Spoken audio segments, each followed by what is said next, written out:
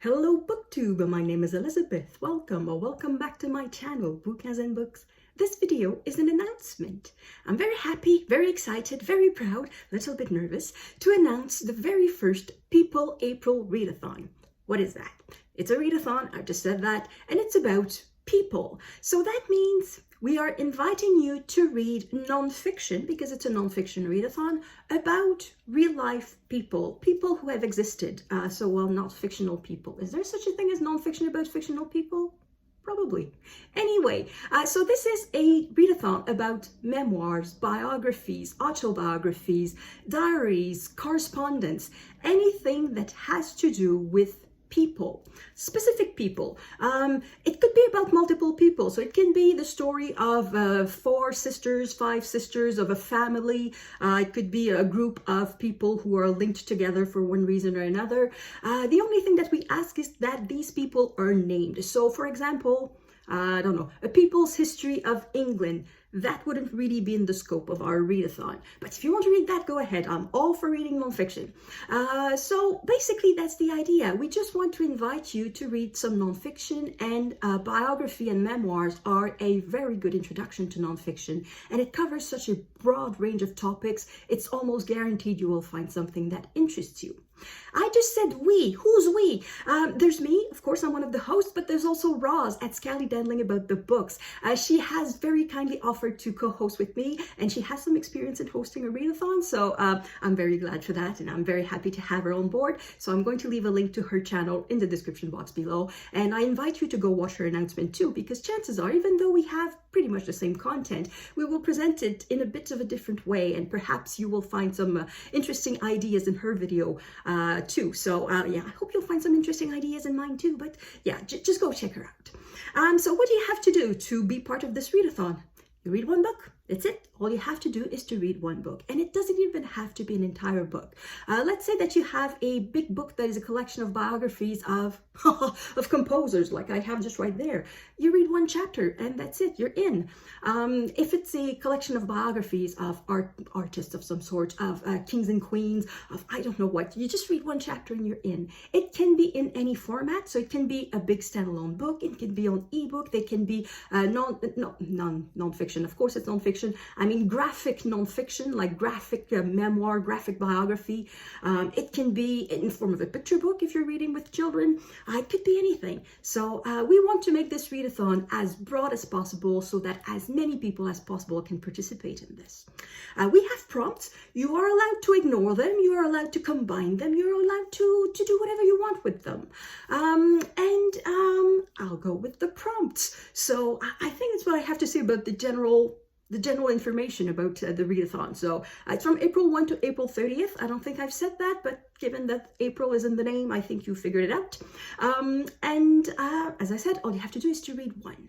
Oh, and by the way, for the rest of this video, if I say memoir or if I say biography, I mean the entire thing. I mean biography, memoir, autobiography, letters, correspondence, diaries. It's just going to be synonymous for this video. Otherwise, this video is going to be very long if I have to say all 5 or 6 words every time. So, without further ado, the prompts are quotes to inspire you, because we see that very often about people. Why do they inspire us? Because they said something that is very inspiring. So I thought, okay, we'll suggest to you some quotes, and you can do whatever you want with them. So I'm going to start by presenting the quotes in general, and then I'm going to explain them a little bit. So the first prompt and the first quote is, I'm going to read from my computer, I don't know them by heart. Someone will remember us, I say, even in another time. And that is from the poet Sappho. Next prompt. Let them eat cake. And that is by Marie-Antoinette, the Queen of France. Well, the queen, one of the multiple queens that France had, but the one that was guillotined in 93. Next prompt. Have patience. Go where you must go and hope, by Martin Luther King. And last prompt is, stupid is knowing the truth, seeing the truth, but still believing the lies, by Freeman. So what do these quotes have in common? They're not real. These people never said that. Well, there's Sappho, that is closer. We have fragments of her poetry, but this entire sentence, first, it's a translation, so it's not exactly what she said. And second thing, we just have fragments. So do we really know the context? Do we really know what is meant by that? So that is a bit of an apocryphal quote. And all the others are definitely apocryphal. Let them eat cake. Marie-Antoinette never ever said that. And then the third one, I kind of made it up. So have patience, go where you must go, and hope. That is a quote from The Lord of the Rings that I incorrectly attributed to Martin Luther King. And the inspiration comes from a song by Bo Burnham called White Woman's Instagram. I heard that song, it was during the pandemic. Well, we are still in the pandemic, during the early days of the pandemic. And it just made me laugh because I thought it was so true.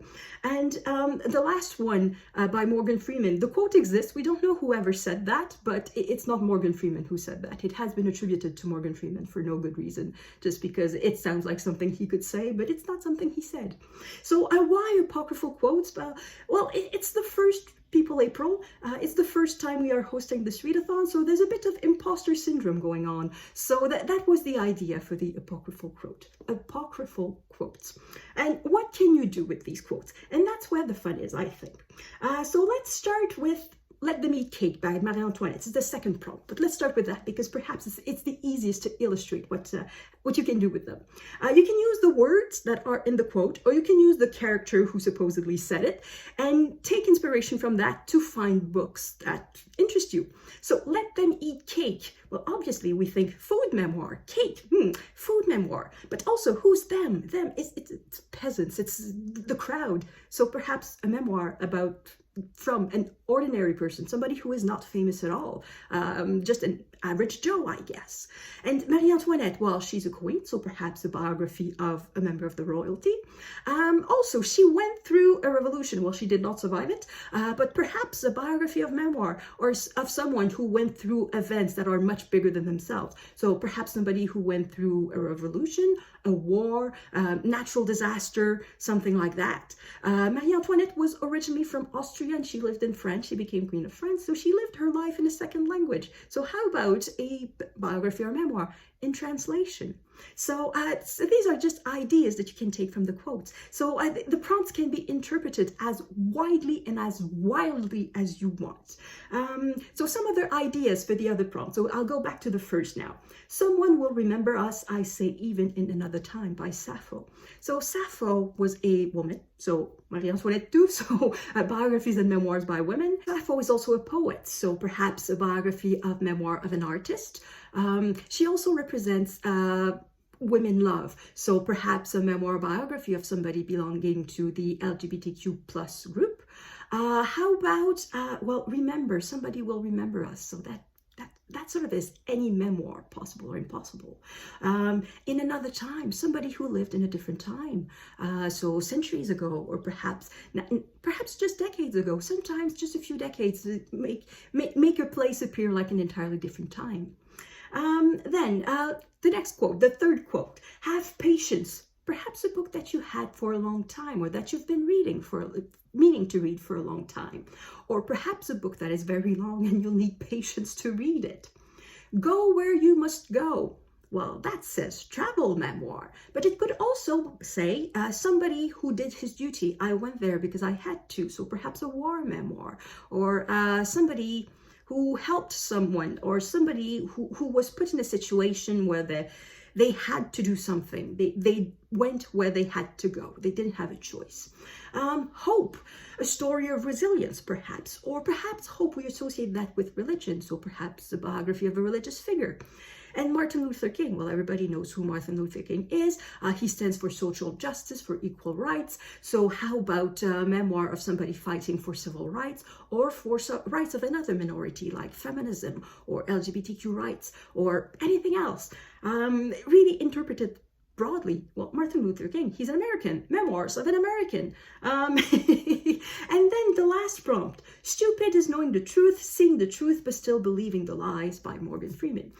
So stupid. I guess you could read the memoir of a stupid person, but that's not the point of the quote. I think what attracted me in that quote was sometimes the fine line between truth and lies. Here it's explained as though it's very straightforward, but sometimes it's not that obvious. So what could be a biography of memoir that fits this prompt of the fine line or the blurry line between truth and lies? It could be a memoir a memoir that has been revealed to be largely invented, but is still sold in the nonfiction section. I'm thinking of A Million Little Pieces by Jonathan Franzen. Quite a bit of that was invented. The famous Papillon by Henri Charrière. That too, quite a bit was invented. So it could be something like that. Could be, dare I say, politicians' memoirs. Perhaps the truth is not always, their definition of the truth and our definition is perhaps not always the same. It could be a memoir of somebody who is very sincere, but it's about something you don't quite believe. Like, let's say, a person who spent their lives looking for the monster of the Loch Ness, or who spend their lives looking for the Sasquatch or the Yeti, or somebody who claims to have been abducted by aliens or something like that. So you can interpret it in a broader way, something a bit more broad. And Morgan Freeman, what does that inspire you? Well, he's alive as opposed to all the other three people of our quotes. So a memoir by somebody who is alive, or the biography of somebody who is still alive. He's an actor, so perhaps a celebrity memoir, or perhaps a biography of somebody, of a character you've seen in a movie, and now you want to know what the real story is, so you could read their biography. You can take inspiration from the different roles that Morgan Freeman played. He played a prisoner in The Shawshank Redemption. He played an ordinary person, just a driver in Driving Miss Daisy. He played God, God Almighty. So you can take inspiration from that and decide to read a book, or a biography, or a memoir. And again, that includes diaries, letters, correspondence, and all of that, inspired by one of the characters played by Morgan Freeman. So yeah, that is pretty much what we've got. This is the idea, the general idea. I hope you find these quotes inspirational in a way. You can ignore them, as I said. You can combine them. You can do whatever you want with them. You can try to find one book that fits all the prompts. You can try to find 4 books that fits the different prompts. You can try to find multiple books just for one prompt. Do whatever you want. The idea is to try to sort of stir your imagination, just to get your little brain cells going and think, oh, maybe this, maybe that, and then you want to read and want to join us in our readathon. So that's just the idea. And with that, I think I've said everything I had to say. Did I say everything I had to say? I think so. So what will we do with this readathon now? Now that it's announced, we have planned a few things. We will have a group read. We don't know yet what it is, because we are going to ask you to vote for it. So in a few days, either Roz or me, we will post, well, both of us, I'm pretty sure we will post a video presenting the books that we suggest to you. And one of us will have the community survey so that you can vote for the book that you choose. And then we will create a Voxer group, and you can join the Voxer group, or you can just comment under the videos. So that will be our group read. So we don't know yet what it's going to be.